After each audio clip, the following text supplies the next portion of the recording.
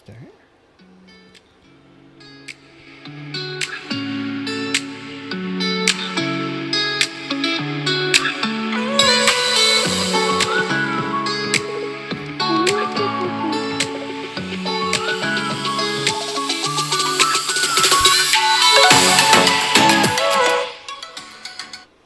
We're back.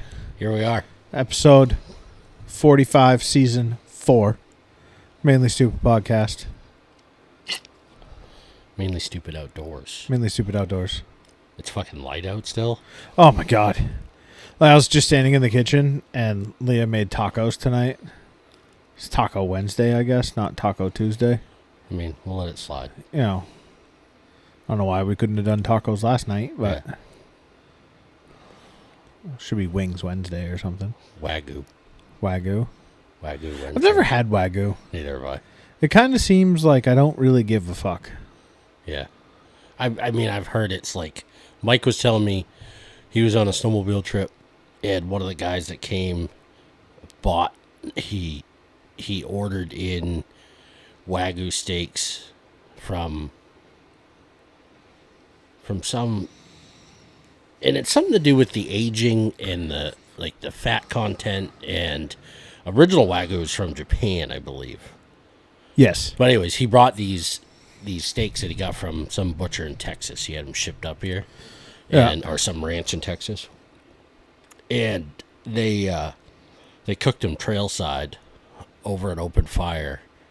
And he said, like, you took the chunk of it and you put it in your mouth and it just, like, melted away.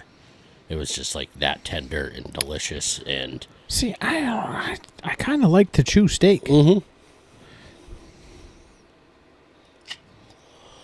I don't really. I mean, I'm a New York strip guy. Like, that's my. I'm a fillet. Your fillet. Give me the fillets. I mean, there's nothing wrong with a fucking good old Tommy chop. No, Tommy hawk. Like a fucking, like a bone-in ribeye. Or good something. ribeye. Yeah. I mean, New York Jesus strip. Christ, stroke-opotamus. Did I just have a fucking stroke? New York strips are a little more modest price-wise, I guess, depending on the butcher shop, but maybe that's why I like them. I mean, it lends credence to why they are great. Mm-hmm. I mean, they're a good cut of meat, you know? What is going on right now? I am struggle bussing right now. Dude, I have been in absolute it was a shit show today. I did not eat lunch today. Really? I was so busy. I was at a steel meeting most of the day. Yeah, how's the iron? Expensive.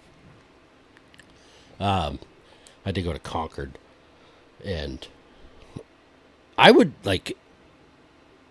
rather drive 2 hours north in Maine than drive an hour across the border in New Hampshire. I'm just that much more comfortable driving in Maine. I'm a big fan of getting off the main roads around here in New Hampshire. Like, there's some really nice roads. I have no idea where I'm going half the time. Yeah. See, that's my thing. Like, in Maine, I can pretty much drive anywhere. I blindly follow GPS half the time. But I did learn a little piece of information that is going to be handy to us. So,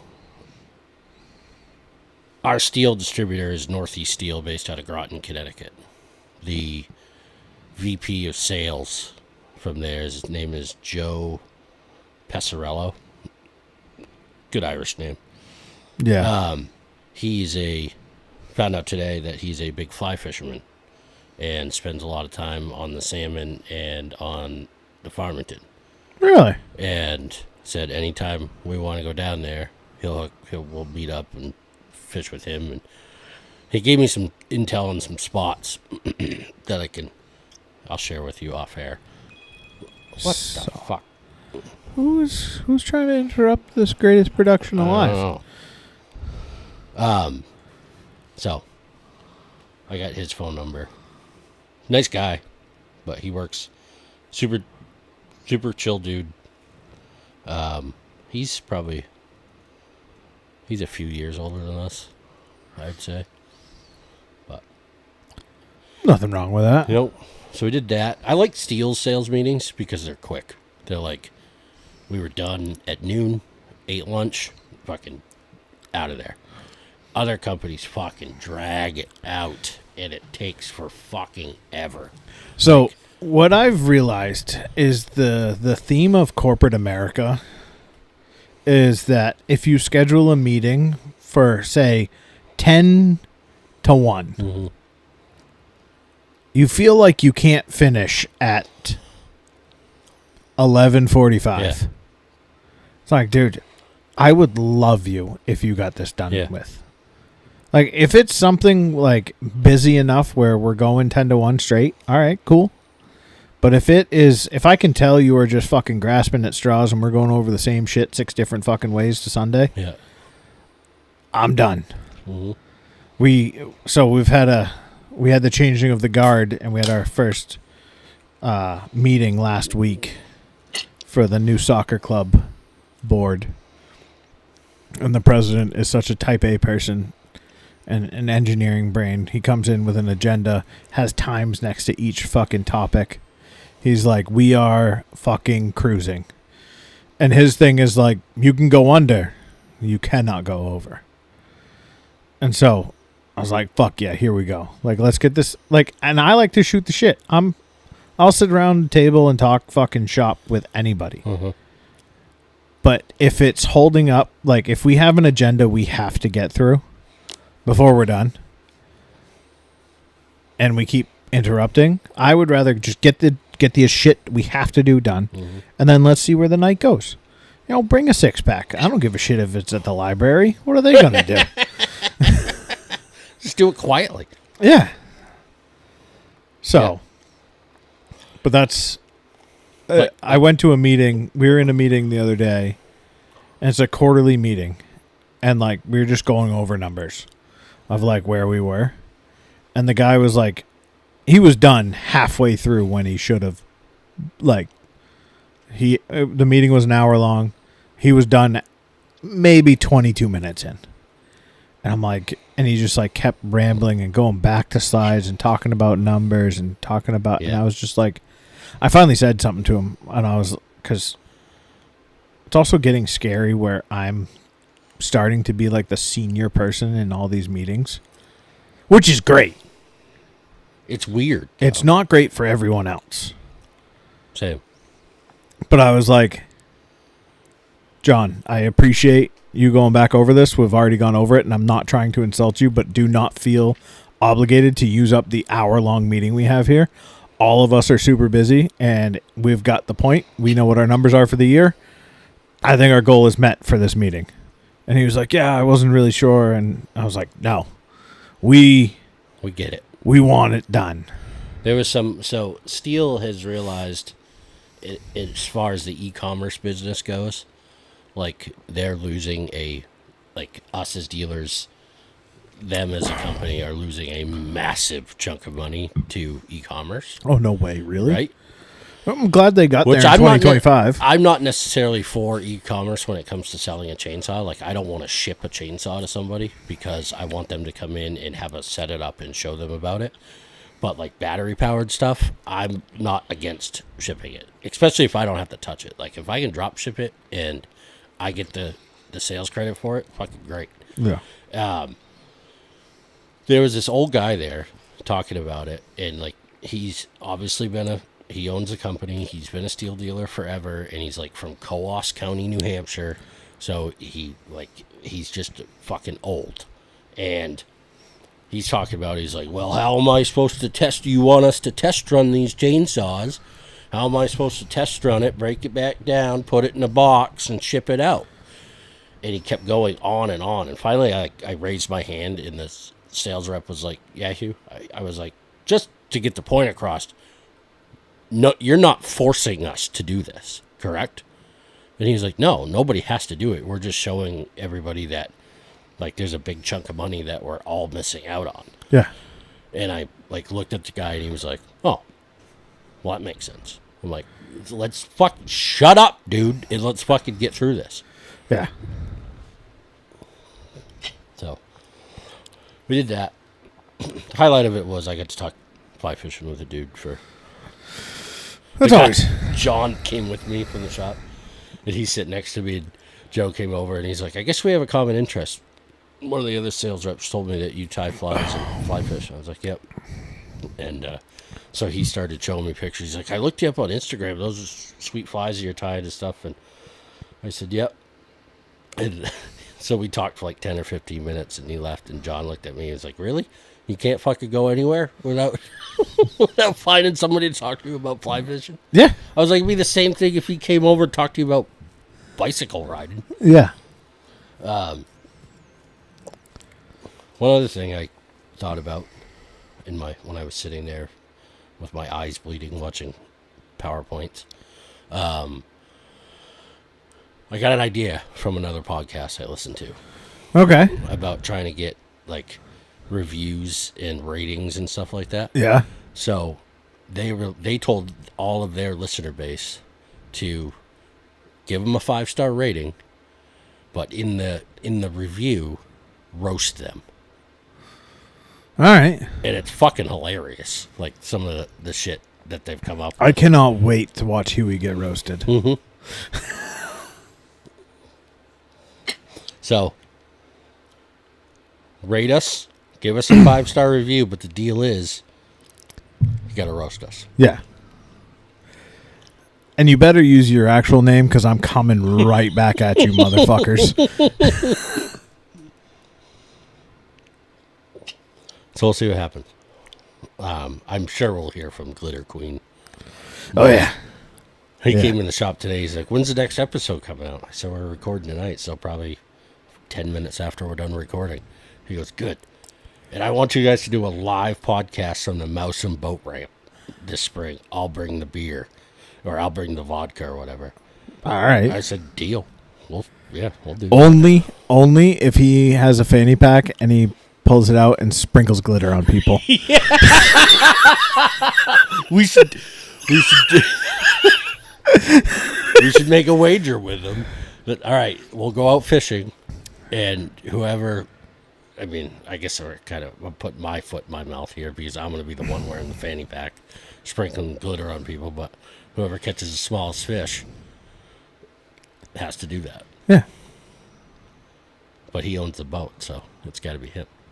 I'll fucking take a boat up there. I don't give a shit. I've got 4 right now in the back of it. I had to go out. I had to do some tarp maintenance. Oh, yeah. I got fucking soaked. It's like, God damn it.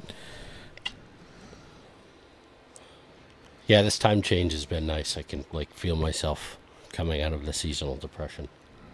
It's not only just the time change, it's the walking outside and not being like, God fucking damn it, get me back inside somewhere warm.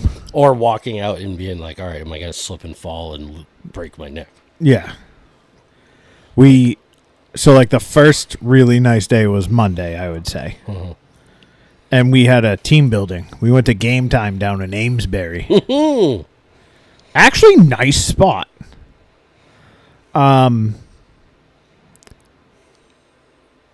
Quite the clientele. I mean, we showed up at 10 o'clock. They opened at 10 o'clock. We had to bowl until 1, and then we could start throwing axes. Big ball bowling. Yeah. Dude, I pulled and hurt in muscles that I didn't know, I never used, apparently. The front of my shin hurt from fucking bowling. Right. I run 1.5 miles to 2 miles a day, and I bike 10. In the past month, that's what I've been doing. And I can't fucking bowl 4 games. I was like, are you fucking kidding me? I listened to a podcast with Rob O'Neill, the guy who shot Osama bin Laden, and he talked to me. He's like, I did over 400 missions as a SEAL Team 6 operator, and I tore my bicep bowling. Yeah. It's apparently vicious. But we pulled in, and like all of us were there just like waiting because we're all early. I did find a good... So there's a breakfast place in Amesbury, if you ever find yourself down there, called the Morning Buzz Cafe. Mm-hmm. Ample parking. Banging food. Really? Real good. Real good corned beef. And this is after Sunday we went to... what's that funky place? Family Toast? Nope, something dog over in Dover. Fuck, what's the name of that place? I was literally just there on Sunday. You'd think I could remember the fucking name of the place. Have you ever been to Tucker's? Tucker's. They're in Dover, too. Fat Dog Kitchen. Fat Dog Kitchen. Yeah. So it's kind of like an eclectic... It sort of wants to be Friendly Toast, but not quite as weird. And nowhere near as big. Yeah. They had what they called red flannel hash. To you, what pops in your brain when you hear red flannel hash? To me, red flannel hash is Hormel fucking hash out of a can. It just, I don't know. Red flannel just really resonated with me. It's white and red. And the fuck else do you need? It was apparently their homemade hash, and they added beets to it. And because I asked, I was like, can I have that well done? Just the red flannel hash. She's like, well, it really kind of dries out the homemade hash, and the beets don't really respond well to the longer griddle time. And I went, the what? She's like, oh, a red flannel hash has beets in it. And I said, how the fuck am I supposed to know that? Yeah. Nowhere on here does it say what red flannel hash is. You just say, or red flannel hash. Yeah, it's got beets in it. It's really good. And I was like, get the fuck out of here. Never mind. Yeah. I will get something different. And then the food was meh. It was okay. Wasn't great. Their French toast and their pancakes, though. Good. Yeah, I'm pretty sure it's the only thing keeping Diesel alive right now. You just feed him leftover. Dude, I've given up. I was like, actually, today he ate his breakfast and his dinner with no additional things needed. Really? But since Sunday, I've been putting either pieces of pancake in the bottom of his food bowl or just tearing them up and throwing them in and seeing what he eats. And French toast. But today he ate everything. And then the other day I was just like, I had a piece of pizza and he was just standing there looking at me. And I was like, fuck it. And I handed the whole thing to him. Here you go, old boy. Leah's like, yeah, you kind of... I was like, I was like, at this point, I was like, I'll fucking just make him tacos if he wants. Yeah. Like, fuck, I don't give a shit what that dog eats right now. Co-sign a loan for him. Yeah. I was like, if he wants fucking double cheeseburgers from fucking McD's every day, I'll stop and pick up 3 or 4. Yep. Oh. But, yeah, that game time was cool. Big ball bowling. They have Candlepin, too. They had a old senior citizen league that started on Monday at 10. They were looking at us a little funny. I'm sure. I did wait till 11 to have the first beer. We got one game of bowling done, and it was like, all right, that was fun. Now it's time for beers. True team building. Right. You know? And then... Obviously, you weren't going back to work after. No. Didn't even go into work to begin with. It was beautiful. So we went down. We met at this place called Morning Buzz Cafe at 8:30. 5 of us had breakfast, and then we met everyone else. That's some real team building right there. Let's fucking exclude. So the best part. So there's four people in my group, right? 2 of them, or there's 5 technically, including my boss. Boss and one other guy had to go in. Me and the other guy that sits in my office. So Jeff, Nick, and myself sit in my office. Jeff had to go to work in the morning. Me and Nick didn't. So me and Nick were like, yeah, let's go fucking meet for breakfast. We invited 3 other people to come with us. And, Jeff ended up coming. He came straight away after he did the morning. And then we invited 2 other people. So then we go and we're talking. We're just shooting the shit or something. And then someone said something about breakfast.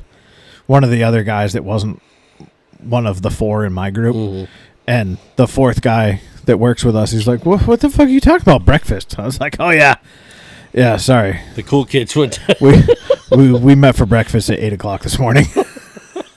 No drinks were had at breakfast. Everyone behaved. I was actually shocked. Speaking of Seabrook, how about Officer Sexy? Dude. What the fuck? You know who that is, right? No. So he used to work at Seabrook. So you said that. And his father was the head of security for a while. When was that? My mom was there when his father was fired from Seabrook for sexual harassment, I believe. Oh, good. So it runs in the family? And he was a security officer that my father-in-law trained. Oh, that's good. Yeah. Yeah. It's kind of fucked up. Yeah. I said that to someone. I was like, hey, did you see that Seabrook cop? And they're like, yeah. I was like, he used to be a guard here. And they're like, what? I was like, you know Janice's son? I was like, you remember Janice? And they're like, yeah. I'm like, well, her son's is my best friend, and his father-in-law used to be the head of the fucking armory and training. Yeah. And they're like, what the fuck? I was like, I don't know how I have these connections, but I know fucking too many goddamn people. Mm-hmm. Hey, Fred's into war stuff, yeah? Yeah. How into is he into reading books? Very. So, my great uncle passed away last week. Mm-hmm. He has, like if you just like Googled bookshelf from a store, yeah, like the white ones that are about that wide and they're like 8 feet tall, 6 feet tall, 7 feet tall, whatever. He's got 4 of those. I mean, I walked into his office the other day and I got nervous looking at the bookshelf and breathing in anywhere near it because of how many books are actually in there. Really? And it's some new stuff, some wicked old stuff. Like he's got these are all books that he's read. Yeah. Like there's thousands of books. So I don't know. I'll ask him. He may have some interest. Because my aunt was looking at, either donating them or figuring out like where to go with them. Yeah. Because like some of them are like thriller novels, but then a lot of majority of them are like actual accounts of what had happened in different places, and I'll ask him. It's just the library he has, and that's like his personal office book reading library. Yeah. Then there's like the history of the world in his actual library. Like they have a full on library in the house. It's fucking sick. It's crazy. But he was an Army colonel when he retired. Oh, really? Mm-hmm. I didn't know that.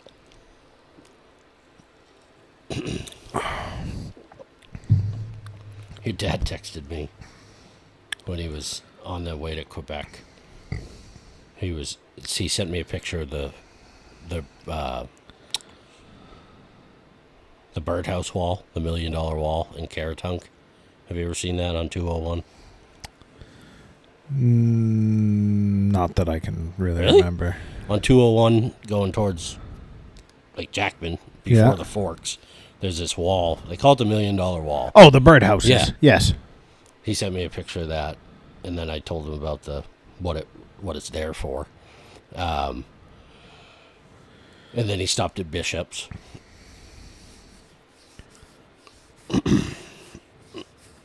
He said their pizza was phenomenal. It is. I mean, you can't go wrong. Yeah.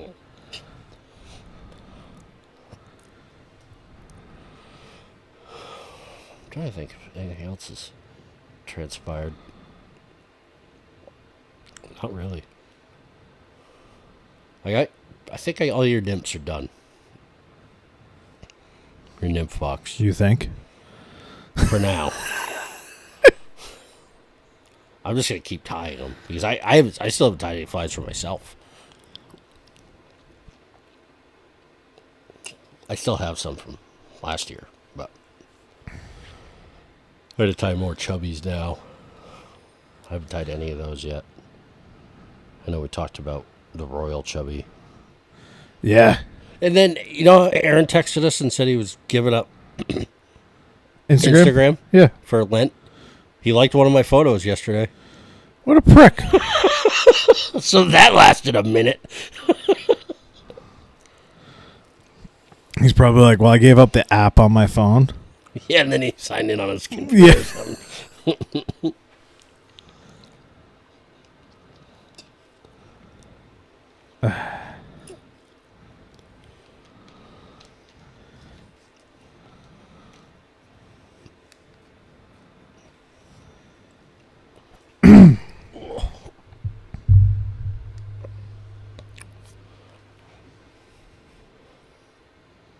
Fly Expo's 2 weeks from Sunday. It's coming right up. Yeah, the 29th. It's cranking. Like, I was texting with Ian yesterday. I was like, dude, I am so ready to just go fish. Mm-hmm. Like, ducks are in the ponds down here now. I'm like, oh, Yeah. my God. It's so close. Maybe a little while up north. Just because of ice out and stuff. But Yeah. 'cause they still got shitloads of snow up north.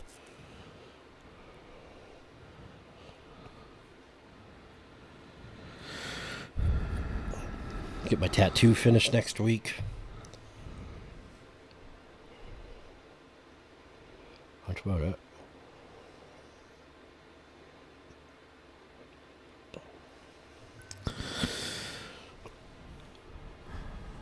What is going on?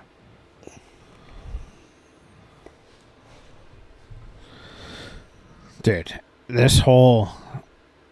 So I took over the uniforms. Yeah. I knew it was going to be a bit of a shit show. It actually really hasn't been that bad, and I've solved all the problems that have come up for the most part, I think. Yeah, you said you found the dude that does the uniforms for Seacoast. and Yeah. stuff. Dude, the dude's hilarious. I went back and forth with him like 6 times yesterday in emails, and he was finally like, hey, what are you doing tomorrow at 11:30? Let's just set up a call. He's like, and then we can fucking see each other, we can share screens and just go forward. And I was like, that sounds like a great idea.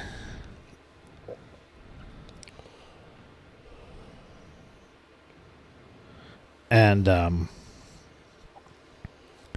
was like, so we're talking, and we finally got through everything. He's like, I got to be honest, I've never seen some of these issues before, and I apologize, but you're all set. And I was like, you're the man.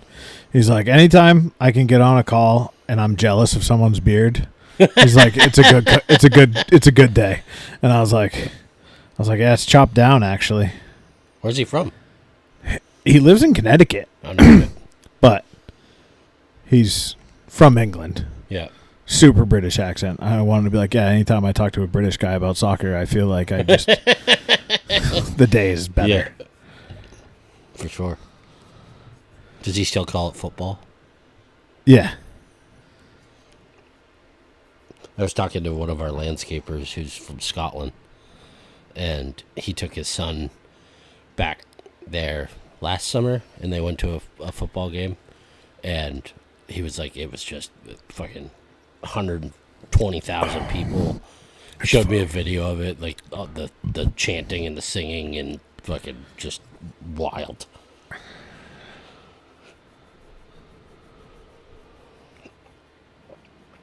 But it's literally their football. Like,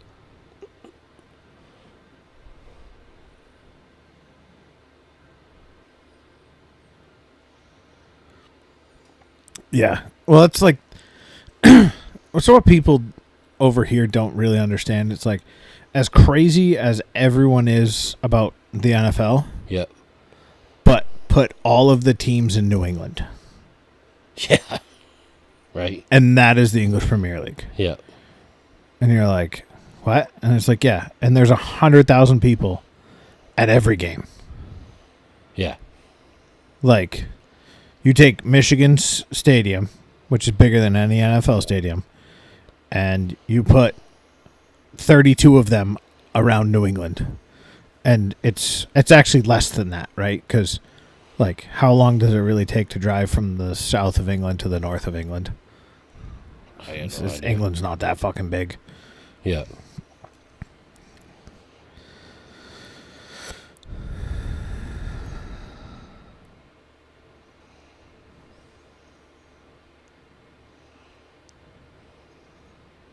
You should see some of the battery-powered stuff Steel's coming out with this year.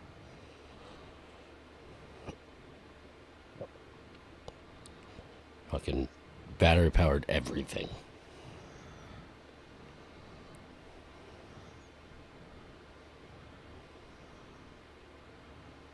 Vacuums, pressure washers.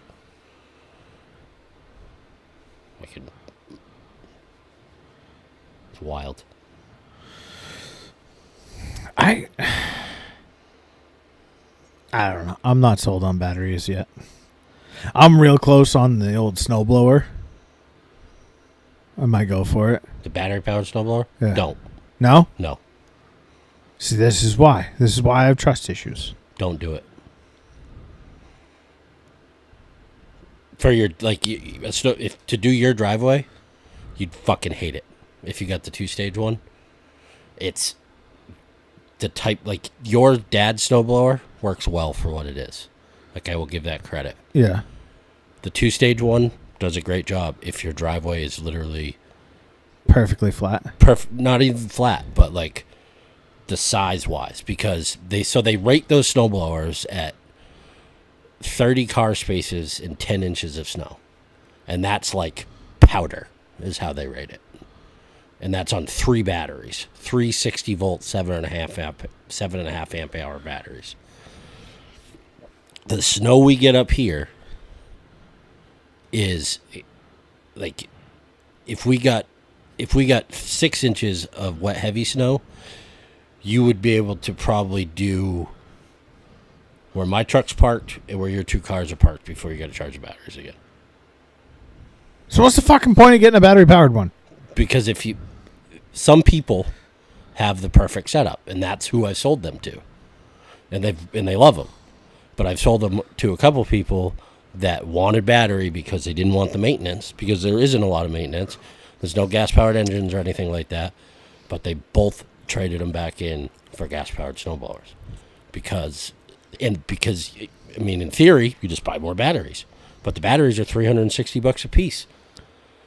So you're going to buy another over $1,000. Like, to have 3 more batteries, it's over $1,000, right? Or close to it. So why? You know, at that point, just buy the gas-powered snowblower and pay somebody to maintain it. Yeah. You know? I mean, and you really don't have to pay someone that much to maintain it. And the other thing... I'm still not sure if I've done an oil change on my big snowblower yet. I know you guys did one. Yeah. That might have been the last one that got done. You checked the oil, though, right? Oh, for fuck's sake, Huey, I ran that thing until I was like, when I took those belts off, I almost didn't even have to take the tensioner off. They were just so worn. I could almost just slip the belts off. Like, I get, like, don't change it, but you check it, right? No. Don't even fucking just run it. Hey, it sounds expensive. Does that fucking thing start? Dude, that thing... I was actually trying to figure out the other day how long I've had that. You've had that for at least 15 years. Or since because you bought that when you lived in South Berwick, didn't you? Yeah. Yeah. So, I mean... It's literally... I think I bought it the first winter we were in there, too. Yeah.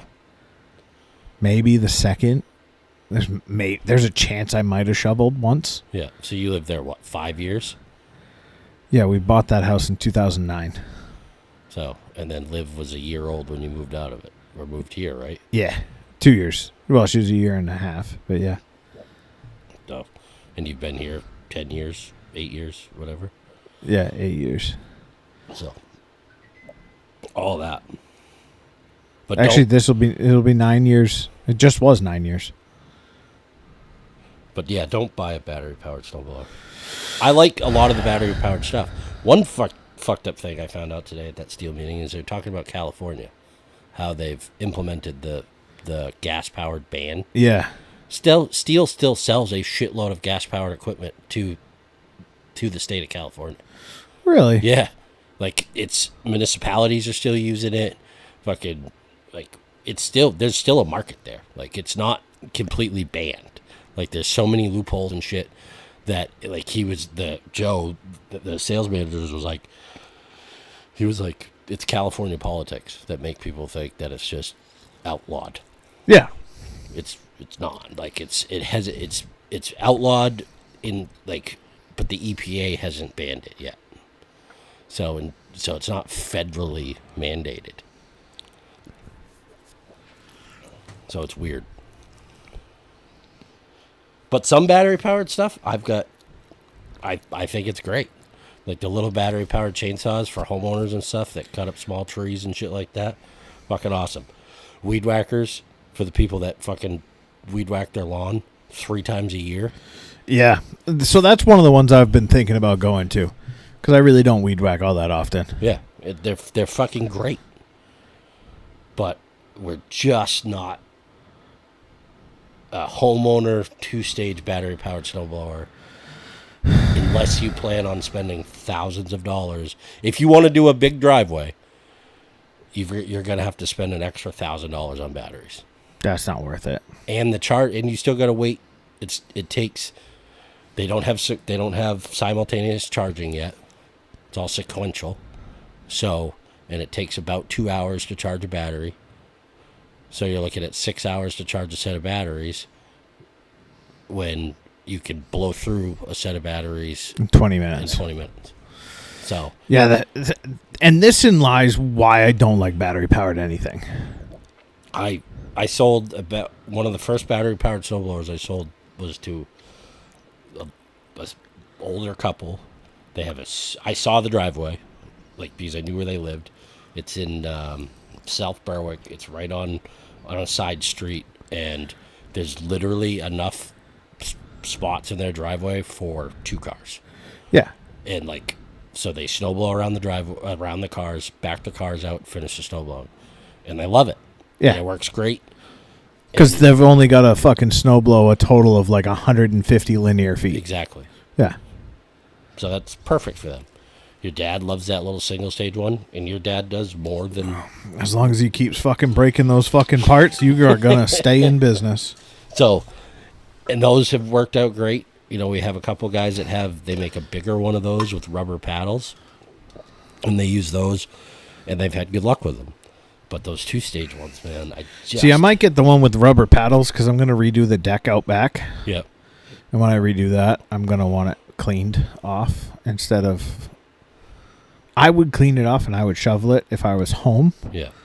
But by the time I get home, if it's been snowing, there's been 7,000 dogs on top of it. Yeah. And then it's all packed down and I just get irritated and I just leave it. I'm not shit-talking the Toro battery-powered stuff. They do make some pretty cool shit, but the batteries aren't cheap. And the batteries aren't cheap for any of that shit, honestly. You know, when is the battery... Like, and that's everything. Every battery for every fucking thing is so expensive. Yeah. That's what costs the most to make. Yeah, but it's like all this... They keep saying, like, oh, all this new battery technology. It's like, cool. How about you just keep with the same fucking technology? Because I don't need an extra fucking 11 seconds. Yeah. And just bring the battery fucking cost down. Like some of the mowers that they've... Like, all the steel stuff is 36 volt. Yeah. Some of the new mowers that they've come out with are 72 volt. So you have to run 2 batteries in them. That's nice of them. But they're also selling the machine with 2 batteries. Yeah. So, like, they're doing some... Steel's doing it. Steel's been in the game the longest as far as outdoor power equipment, battery-powered stuff goes, and I think they've done it the best. But there's just we're at the point now, there's just so much stuff and batteries, chargers, and all this shit. And it's tough to keep straight. It really is. all the same. They haven't gone away from the same platform. Like they still have the same battery platforms, but they've come out with new batteries with different amp hours that have to be in certain tools, like certain bigger tools. You have to run the high amp hour batteries because otherwise you won't be able to run them off of eco mode and da da da da da. And it's just a lot to keep track of. That, and I bet you we have $100,000 worth of lithium ion batteries sitting in our shop. Yeah. And oh, by the way, if those catch on fire, just go the other way. Yeah. And like now we've sold battery stuff long enough. We have batteries that are just worn out. They're tired, so people bring them into us. What am I supposed to do with them? So for a while, they were stacking up, and because our battery guy that we buy batteries from for like lawn tractors and stuff doesn't take them anymore. Yeah. So I called a company. I was like, what does it cost to get, because they sell they give you this 55-gallon barrel with sand in it, and they come and you put the batteries in it, and they come to swap it out like a parts cleaner almost. It's like $1,000 a whack to do it, like to get this company to come do it. Yeah. So I started calling around to other dealers. I'm like, what do you do with your batteries? They're like, we bring them to Lowe's 2 or 3 at a time and just drop them off in their recycle bin that they have for lithium-ion batteries. I was like, perfect. That's what we'll do. That's a pretty good idea, actually.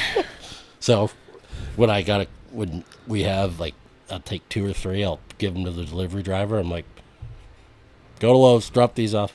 Okie dokie. So I was like, don't go to the same Lowe's every time. Spread it out. Go to Sanford. Go to Greenland. Depending on the area you're picking up stuff. Somersworth, Dover, somewhere over there. Home Depot has them too. So here's what it is. I've been sitting on about 55 gallons worth of fucking used oil that I haven't gotten to Jeremy's fucking yet. God damn it. We have a construction company that takes ours because they have a waste oil furnace in their shop. And so they have one of those, like, they got 2 300-gallon totes. Yeah. And they just swap them out. We fill them up. They come get them, bring an empty one. We set it in the back of the truck or the forklift, and then they bring it to their shop and burn away. I mean, that's like truly recycling. Yeah. Legitimately. Like, as much as people want to bitch about, like, but that's like, what else are you going to do with that? Reuse. Like, that's, I mean, I think I've told this story on the podcast before, but I don't remember which 3-letter department it was that called the shop. Because at one point we were paying to dispose of old gasoline. Yeah. And the state called and said, you're disposing of too much gasoline. And Mike says, well, what do you want me to do with it? He goes, well, are you aware that gasoline contained benzene? And Mike's like, doesn't it contain benzene when it comes out of the pump? And the guy, like, completely changed his tone, like, almost to the point of where Mike thought, okay, now there's going to be a 3-letter department showing up at my doorstep. Yeah. So Mike was like, so am I just supposed to give the gas back to the customer versus paying to dispose of it? And the guy from the department said, don't you just have an old truck you can run it in and just let it sit out back and let it run? And Mike was like, seriously, that's your answer? He goes, well, you're disposing of too much, so you got to figure out a different way. And like, okay. So at first we bought like a 100-gallon fuel caddy and put a filter system on it, double water separator filter. And we were running it all through that, and then we'd run it in our shop truck. And then we burned through like 3 exhaust systems on our shop truck because it was eating the fucking catalytic converters apart. So, and then Evan said, no more of that. So, we stopped doing that. So now, like, when somebody comes in with an old piece of shit generator and the fucking electrical side doesn't work anymore, we call it a gas burner. We set it out back and we just fucking pump it through that. They'll let them run all the time. So 9 times out of 10, if you come to the shop out behind the trailer boxes, there'll be a generator out there just sitting fucking burning fuel off. Pumping away. Yeah. I mean, And they'll go out and, if one stops running, we'll check the spark plugs, foul a plug or something, we'll put a new plug in it, or a used plug in it, clean the plug, put it back in. So, but that's what they told us to do. And we used to have a company come and buy our waste oil off of us. We used to come in, pump it out. and you wonder why there's a push from most of America to go, our government's really stupid. Right? Oh, Oh, it'll fall in. it's a perfect place. Oh. Yeah. Fuck.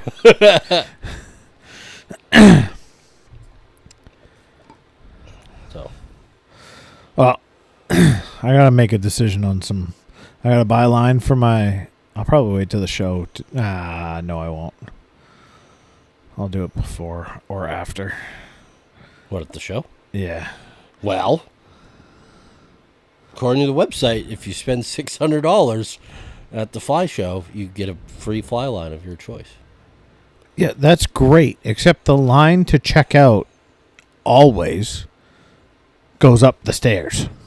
I get it. They've got to do something about that. I don't know what they could do, honestly. I don't either. Put in another terminal somewhere. At least double the capacity. They had 2 last year. They set up another one, Had 3. right? Like, Get there early. Get there when they first open. I do.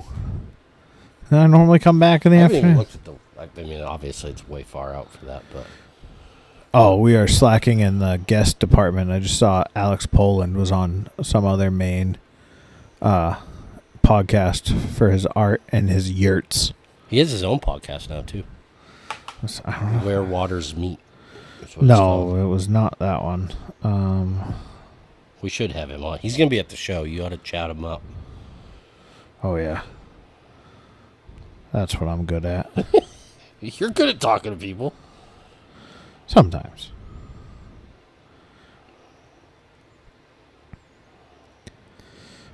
I was told today that I was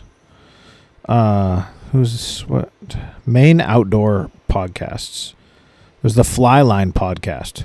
Oh, Mike Jones and Yeah. Sherry Maines. Mike Jones. He was on Mike it. Jones? He was on Alex's. Mike Jones. Who? Mike Jones. There you go. He was on Alex's podcast. He's a guide in Maine, and he's actually designing his own line of drift boats. Really? Yeah, and he's a fish carver. He does like the carvings of Yeah. fish, or fish carver, obviously. That kind of gave it Yep. away. Sorry. And he seems like a pretty cool dude. Alex, their connection was Alex bought his first drift boat Oh. off Mike. So I want to build coastal skiffs for fishing. like, what do you mean coastal skiff? Like something that you're not going to absolutely die in, Yeah.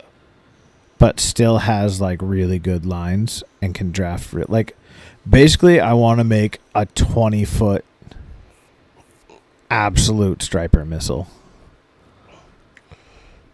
We should find a fucking old shell of something and just start picking away. I really just want to buy Salty Dog's boats and fucking You don't want that, dude. I'm telling you right now. no, I want his shop.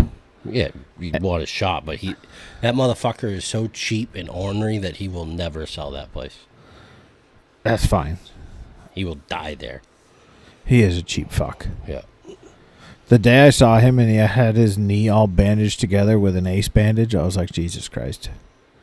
Like trying to use it as like an ACL brace. Yeah, now he's the deputy chief of the fire department. Is he? Yeah. That's good. Elliot Seller Savers at your service. I've never really gotten along with him. His nephew works at the shop. For someone that has a boat shop here in Elliot, you'd think I would have seen more than one of his boats on the water. From what I hear, he sells a lot. It seems like they go farther north and to other areas. Like he sold a lot of like dory style boats around here. Yeah, that's the only ones I've seen, like dinghies. But yeah, I almost bought a sneak boat off of him that he made. He was friends with a guy from the plant, and I was over there one day because his boat was there, and he was trying to get me to buy it. And if I had thought about it and had the money or the care to buy it back then, I should have, because it was a 25-foot center console inboard, straight shaft with a Yanmar. Yeah, it was sick boat. But I was like 25 at the time. Yeah. The last thing on your mind. 15 grand for a boat. I was like, that's way too much money. Now I'm like, God damn 50 grand? That's a steal. Yeah. And like engine had just been redone. It was do you remember Frank Tegens? Yep. It was him. It was after his accident. Cabot was a Hampton fireman. So oh really? For years, yeah. I wouldn't mind. I think I had a dream once that I got an old trusty drift boat and I redid it, but I'm just not into the drift boat life. I like the idea of a raft. Yeah. Like that's fine. Whatever. But like the whole like hard-sided drift boat, like there are places where those are sick. Yeah. Out west. We don't really have a river here. According to Alex, and I mean, I don't know Alex, but he does a lot of, like, I mean, he fishes out of a drift boat on the Androscoggin pretty much primarily. Like, that's where he fishes. Yeah, I mean, that's a big enough river where it doesn't really matter. But, yeah, I mean, you're not going to take... What about that fuckstick buddy of yours that we saw last summer? In his fucking drift boat fucking pumping out into the fucking Piscataqua. A fucking retard. I haven't seen him in a while. That is called having way too much money and zero brains. Yeah. Like, what are you doing in a drift boat in the Piscataqua River and wherever you are? He came in not too long after that. And I was like, why don't you just have a boat for the river? Yeah. He was like, I know, I've got enough money, I could buy one. I wanted to go, so I used that. And I'm like, I mean, I guess, but... I was like, don't you I was like, you gotta have rich buddies with boats. He's like, oh yeah, we go out on theirs all the time. I'm like, fuck that. Fuck going out in a drift boat. Yeah. Like, it's not designed for it.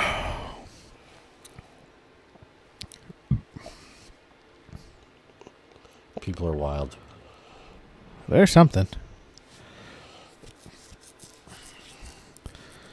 I'm sure we'll see him out there this year on like a fucking 20-foot Hell's Bay or something like that he had to have. Yeah, I'll just run it over.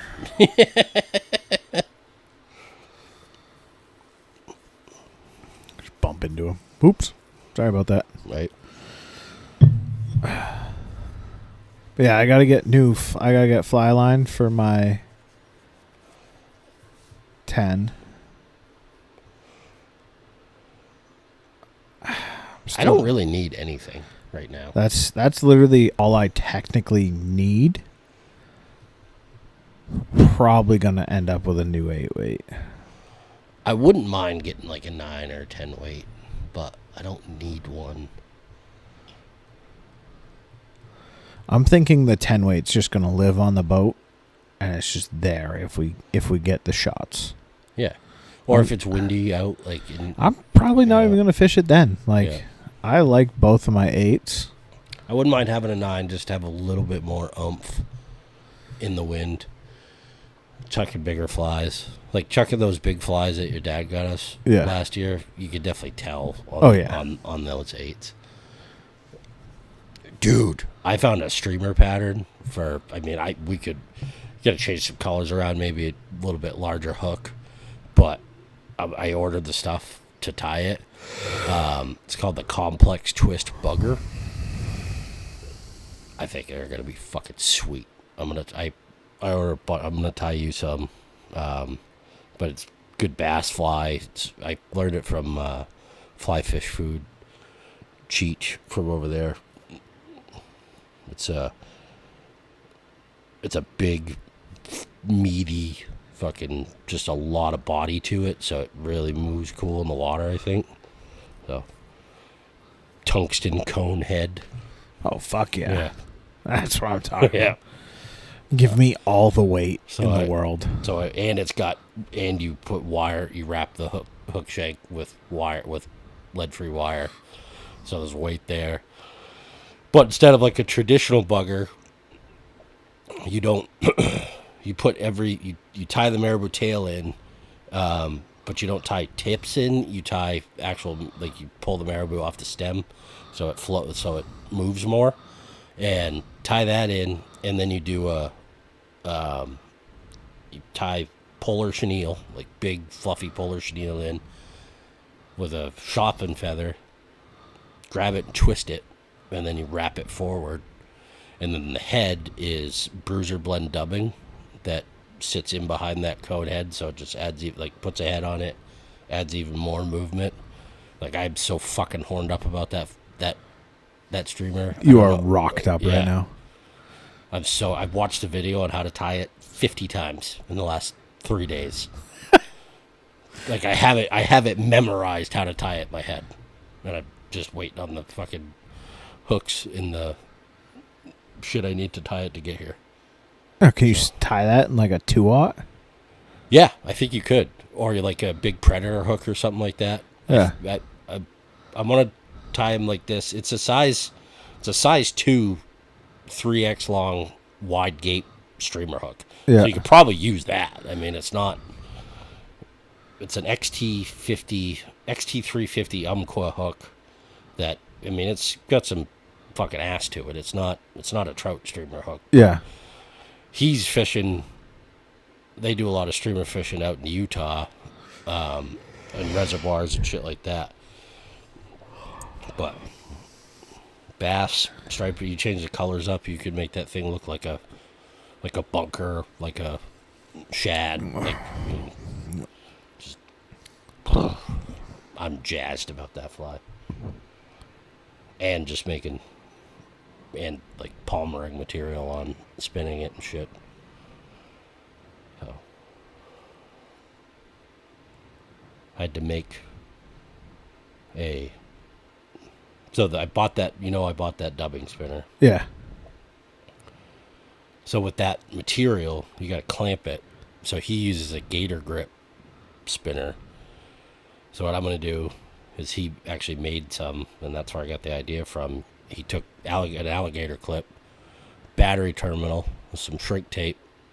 So you put the battery terminal over the little one side of the alligator clip pincher or handle, and then shrink the tape, and then you clamp the material, put your spinner on that to spin it.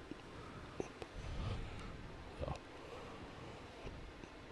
You're a fucking nerd. Right?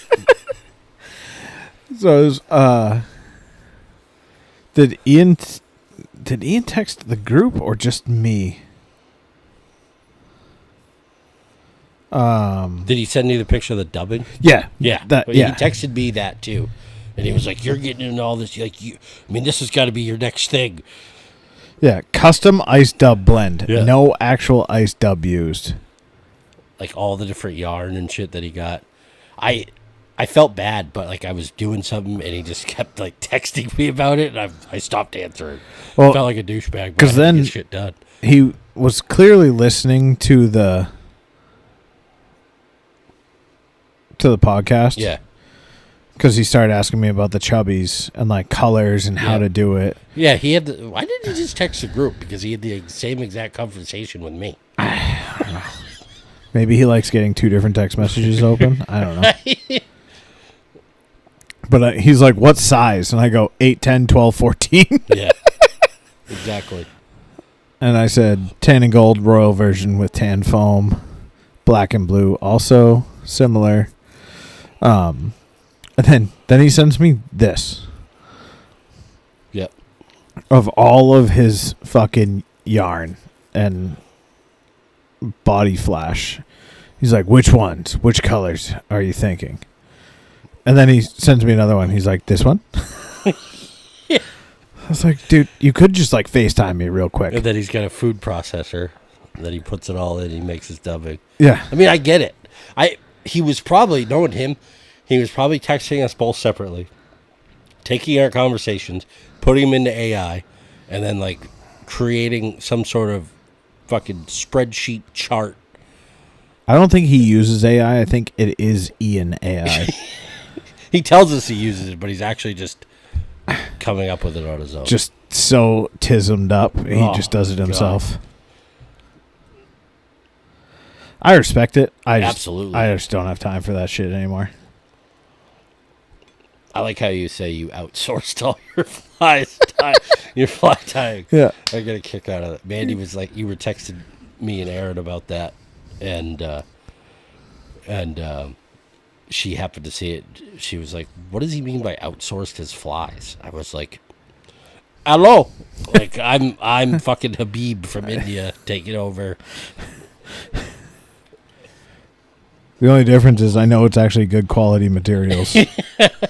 Because, yeah, you bought them. There might be more upstairs. So, I was talking to my dad about it. I was like, I basically did just hand Huey $200 worth of shit. Yeah. And I was like, but what I should really do is when I go to the fly shop and I buy stuff just to tie, I was like, I should start a pegboard, but it's going to be a pegboard like it's on the wall at Eldridge Brothers. And then Huey can just come over and shop. And be like, because I'll just be like, all right, Huey, these are the flies I want. And he's like, all right. Just goes over to the wall. All right, I got what I need. Thanks. Yeah. See you later. I know it's getting bad for me that, like, Ian texted me. He's like, what hooks do you use for your chubbies? And I'm like, 1280 Daiichi. It's a 2X shank dry fly hook with a down eye. Okay. And I'm like, wait a second. I just blacked out. And I know he has hook comparison charts. So I actually asked him one night. I was like, what's the comparable chart or hook to this? Because I don't have any, but I know I have something that'll work. And he wrote it back. He's like, this one will work, but it's curved. I was like, that's fine.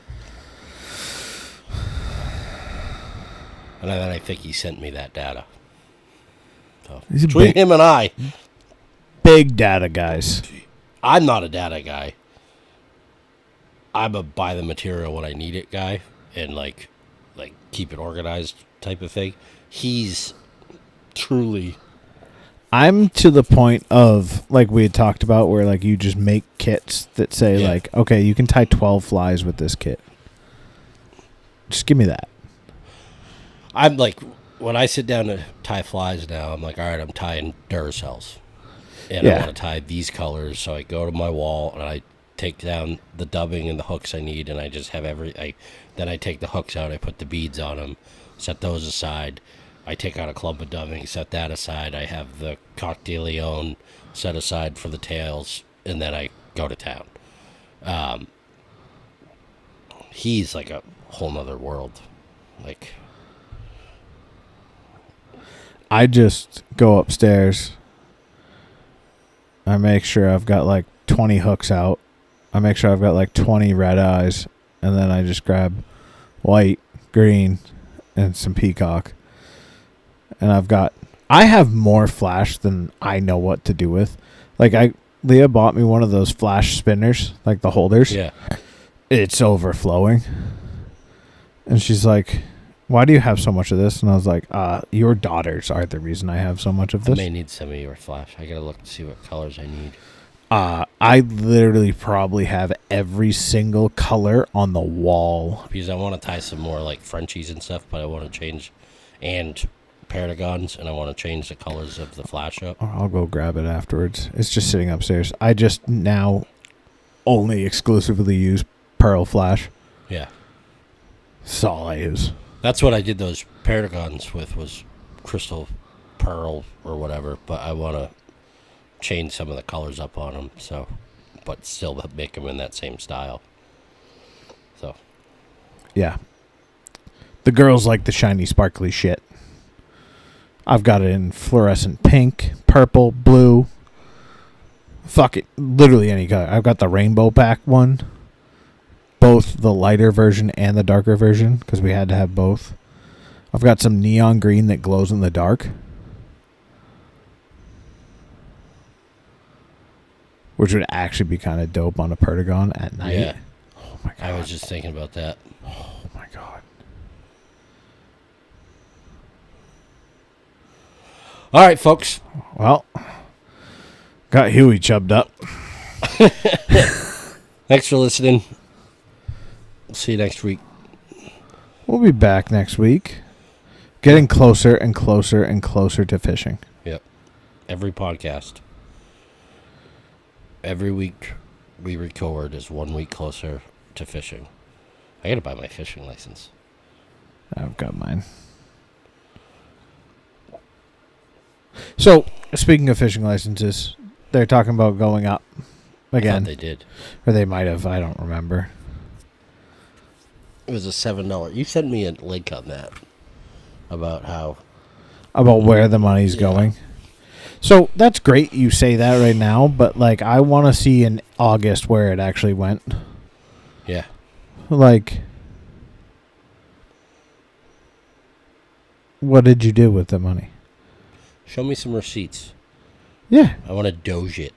Seriously. Like, and I've been on the Doge train since before the Doge train fucking pulled into the station. I just want, like, and I'm not doubting that. I'm not calling into question. I'm just saying, show me. It should be public record.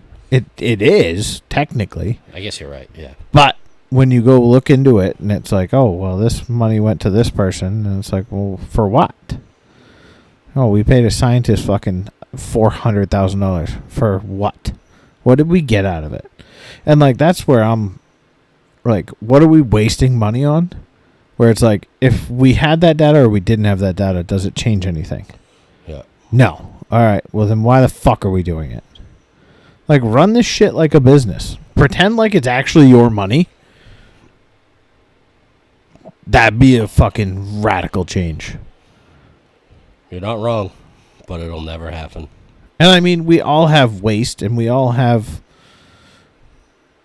budgets that we stick to as human beings that we may, like, do I have subscriptions that I don't use? Sure. I'm sure there are some. Do I have expenses that aren't always seen to fruition? Sure. Do I throw away groceries because stuff goes bad? I do. There's acceptable waste. Yep. But when you sit there and you say, well, we sent an extra $1 billion to a country that we didn't know we did, our bad, you got a bit of a problem. Yep. But I still maintain we should have... The saltwater fishing thing is fucked. Like, you don't do anything for the ocean. I'm sorry. Go fuck yourselves. There's enough fees and regulations for everyone on the water that whatever you do actually do out there is paid for. Like, we charge, what, $1 or $2 for a fucking saltwater fishing license? So where's all that money gone? What has that actually improved? Because I got to pay to register my boat. I got to pay to fucking launch my boat. So this money's all going into these magical places of... And all the shit still stays the same. Yep. I bitch every year about the fucking last fucking 2 feet of the ramp at Elliott. Or in Kittery. Just put one more block in. One more goddamn piece of concrete. That's all you need. and it would be an all-tide perfect ramp. Did I tell you we got permission to do the flybury down there? Yeah. And a guy I work with has the burner. Yeah. So he's going to make a plate for me with the... And then I want to order the striper C-deck thing. And Brosdan said we could do one there and at Pepperell. So. That'd be sweet. Yeah. But back to my licenses. I think we should have an ice fishing license. Ice fishing? Yep. Separate license? Yeah. $20. Why not? Yeah. Because I'm okay with that.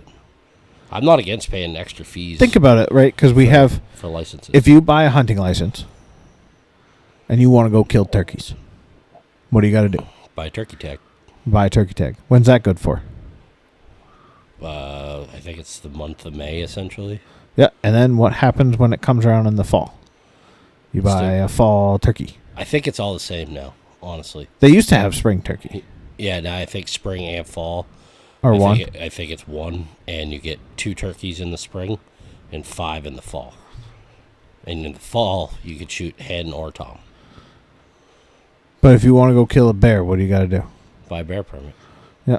So if you want to go catch... If you get a doe permit, if you want a doe permit, you got to put in for the lottery. If you get selected, then you have to buy the permit. Yeah. So why do we treat species differently? I guess is my point. Moose Park is the same way. Right. You got to pay for the entry, opportunity to lottery, and then you got to pay for the permit. Right. It's $50 for a resident, but I mean it's still $50. Yeah. But imagine if you did that for fish, where you just said, "All right, here's a general fishing license. You can go catch all the fucking perch, pickerel, and bass you want. If you want to keep trout, it's an extra $5." And you can only keep 3 a year. One non-farm raised. If it's a stocked fish, I don't really give a fuck. Throw that thing against the wall for all the fuck I care. That's what they're there for. And then if you want to go catch landlocked salmon, yeah, another $5. You know, Alex Poland had a good point on his podcast. They were talking about the stocked fish debate, whatever, and about how people talk about like chubs and fall fish, like chubs are fall fish or whatever, but those are native, like to Maine. Yeah, and he was talking about how people take those and throw them up on the bank and shit like that. And he was like, I'm against that. And I kind of am too, like, the more I think about it, because it is a native fish to Maine. They play an important role in the ecosystem in some of these rivers. Same thing with suckers. Like, it's all part of it. Yeah. I mean, if anything, like, the rainbow trout and the brown trout that you're catching out of they're wild, but they're not native to Maine. You know what I mean? It's true. Well, I mean, same thing with pickerel. Yep. I mean, I will feed a fucking eagle just because it's really cool to watch. Well, pickerel they're invasive, and so are pike. So, yeah. I mean, at this point, I don't really kill any fish unless it's that time that we fed the chub to the eagle, which is cool. And I've fed pickerel to eagles before too. But like, I'll throw back a yellow perch. I'll throw back a bass. I'm not gonna eat it, so I'm not gonna keep it. Right, and that's where I'm at. Like, even stripers. Like, yeah, I love striper, but I'm at the point where it's like, do I really? Is it gonna make or break my summer to eat a striper or not eat a striper? And if it's a trophy fish, that memory is not going away from you. You're always going to have that memory. And if you really want it around that bad, they can make a carving. Take out a of real good picture. based off a picture. Yeah. You know, look at what Alex Poland does with his art. You know, Exactly. so it's like, or even look into like, I'm just going out on a limb here. Go to a meat market and get some good fish. Go to a fish market. yeah, Get good fish. I'd rather have haddock or halibut or salmon. You know, I mean it's farm raised salmon, but haddock or halibut, like fuck yeah, I'd rather have that over trout or striper. Trout pate is fucking fire, but What's pate? it's like cream cheese and trout mixed all together, and you put it on a cracker. Trout pate. Is it? I thought that pate was eggs. No, you are thinking of what is it called? Not Escargot? No, escargot is snails. I'm thinking of roe. You are thinking of. Fuck, I'm blanking on this right now.